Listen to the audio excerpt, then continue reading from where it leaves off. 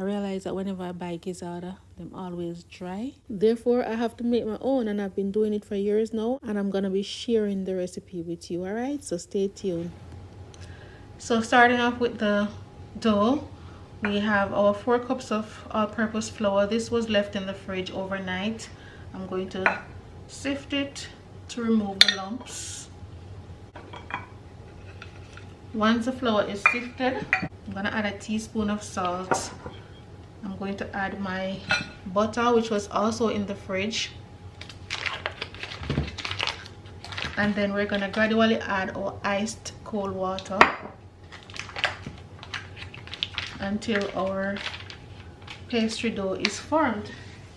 So 1 teaspoon of salt. We're not making a sweet crust, so we don't need to add any sugar. So I'm just cutting up the butter to make it easier to work with.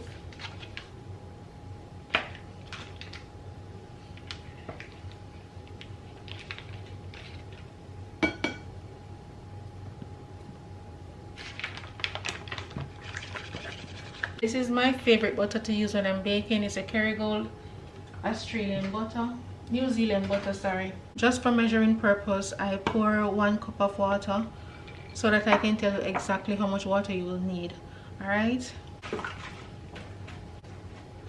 So now with clean hands, you want to incorporate the butter and the flour together to make like a crummy consistency. So normally I would use my processor. Not everyone has a processor, so we're going to use our fingers to just combine the butter and the flour together. So this is the consistency that you're looking for. Everything should look nice and crummy, and the butter and the flour is fully combined. So now we're going to go ahead, add the water. And I guess if you're using salted butter, you won't need to add any salt. I should have mentioned that. Also, your butter flour should be cold along with your water. Now, I've made this several times, and I know it takes about 1 cup of water to combine everything. Usually you have to add like a tablespoon or 2 tablespoons more water, but everything will be listed in the description box. I just want to squeeze it together until the dough is formed.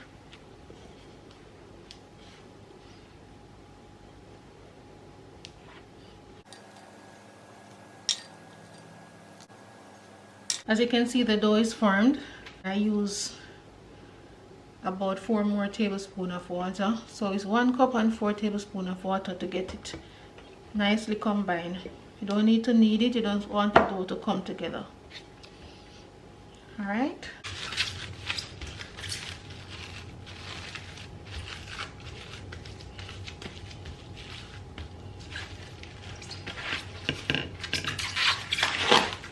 This is going to be in the fridge for about an hour.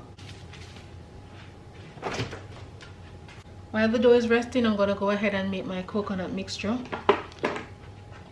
So here's my coconut. You can use like a small grater like this to just rub off the brown parts, or you can just use a sharp knife. Either one is fine. I don't really want a grater, so if you want to grater it, fine, go ahead and grater, but I'm going to cut it up and blend it. So I'll cut it up and come right back. Now that our coconut is all chopped up, we're gonna go ahead and we're gonna blend it. I'm adding about 1/2 cup of water to start. Don't want too much water, just enough to blend this out. As I said before, you can go ahead and grate it.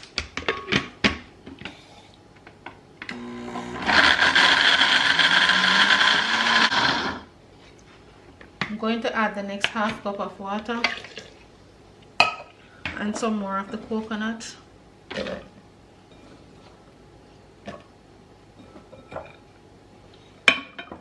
Oops.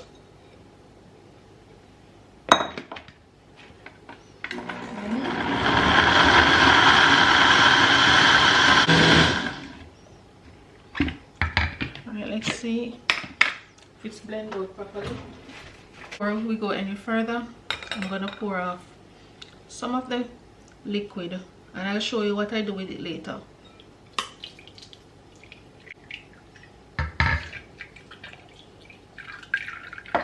Alright, we're gonna use this coconut milk later on. So we have 4 cups in all. So to this I'm going to add 2 cups of dark brown sugar. After tasting it, I will know if I need more, but usually I have a general idea of how sweet I want it and the amount that I normally add.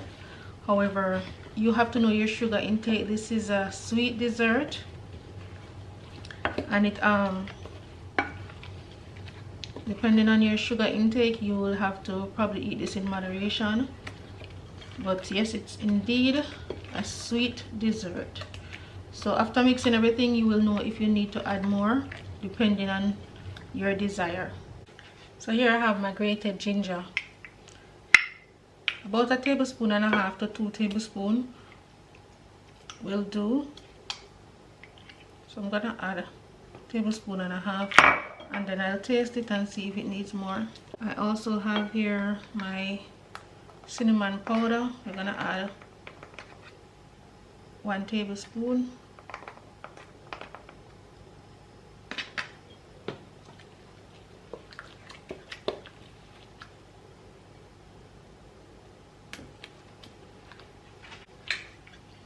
I'm gonna add 1 tablespoon of vanilla.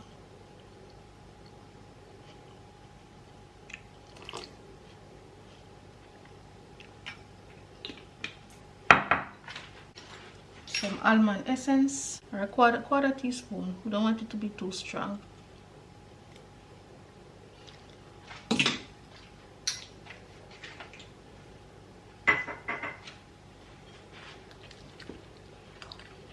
Here I have my fresh nutmeg. I'm going to grate about 1.5 teaspoons in the mixture.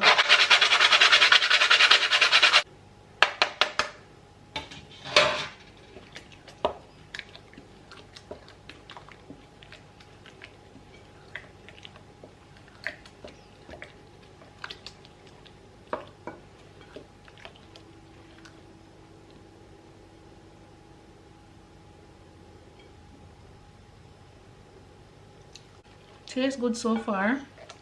I'm gonna let it sit until my dough is ready. By then all the flavors will properly combine and I'll know if I need to add anything more. But I have a basic idea of what I normally add, and this should be good. And we're back. My dough was resting for 2 hours because I was cooking dinner. So now we're gonna go ahead and we're gonna roll it out. I have my pan line and I have my Ramadan. I will be using it to cut out the shape of my Gizzadas. When you remove the dough from the fridge, it will be a little bit tight. So you want to put it down on the counter to rest for about 5 minutes so that it's easier to roll out. And as you can see, I have my flour one side that I use to occasionally dust it so that I can roll it out without any sticking. When you're working with any kind of crust, you have to work fast because the butter will soften and then your dough is hard to manage. Alright, so I'm cutting them out, and after cutting them out, I'm gonna place them back in the fridge and work with them one by one. That way they don't get to soften. Alright, so these are the size that we're working with. I don't think you need a bigger gizzard than this one because it will help you to maintain how much you eat. Alright, so now to do the pinch around, you want to use your index finger to brace the edges, and while you brace the edge, you use your thumb and your index finger on the other hand to pinch. Alright, so one index finger push out the edge and the other index finger along with your thumb pinch. For each pinch, you can do like a 1/2 inch apart to make sure that they're uniform. You don't need any measurement, just estimate it. Alright, so that they look uniformed. Now we're gonna go ahead, use your fingers to go over the first pinch just to make sure that they stay intact. Alright, and I'm going to show you one more time on a flatter surface, but before I do that, you want to make sure that you use a fork to pierce holes in the bottom of your crust so that they don't bloat up when they're baking. Alright, so because my right hand is my dominant hand, I'm using that one to pinch, and I'm using the index finger on my left hand to brace out the edge. Based on experience, when you have the size that I'm pinching right now, as you can see, it's thick. You don't want it too thin and you don't want it too thick, but you want it thick enough so that it can stay firm when you're pre-baking the crust. Alright, otherwise they will flatten, and I'm speaking from experience. Another thing that you can do as well is use pie weights. Pie weights, you can line your pie crust and put the pie weights in there so that it keeps them in shape when you're pre-baking them. Or if you don't have pie weights, you can use rice or beans. And that's basically for persons who are going to be baking them to sell, and you want them to look nice and neat. You don't want them to flat out when they're pre-baking. For the coconut, I just heat my pot. I didn't add any liquid, and I cook it for about 5 minutes on high heat. As soon as it dries out, I add some of the coconut milk to bring back some moisture in there, and I give it another 3 minutes. If in fact that you grated your coconut, you might want to go ahead and add like a half cup of water in the pot before adding the coconut, just to add moisture.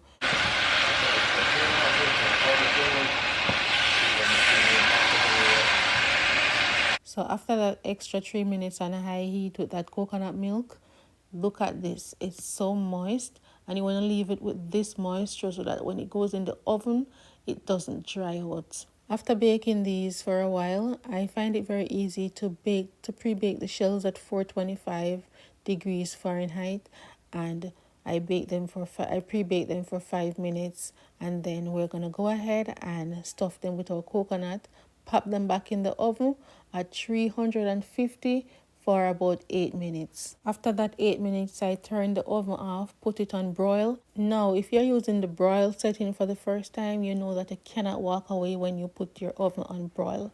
It takes a minute or less sometimes, depending on what you have in there, for it to burn. So put it on broil, watch it until the edges start to turn golden. You want to take them out. My camera was not able to focus because of how close my hand was. So, but you can see for yourself how moist the gizzardas are. And look at the shell. It's nice and flaky, and it tastes so good. I've made it several times and I have no doubts. I would not lie to you. Go ahead, give it a try. The coconut is very gummy and exactly what you need in a gizzada. Thank you for your time. Thank you for watching. I really appreciate it. Don't forget to like, share, and if you haven't subscribed us yet, please go ahead and hit that subscribe button. And have yourself a beautiful and blessed weekend.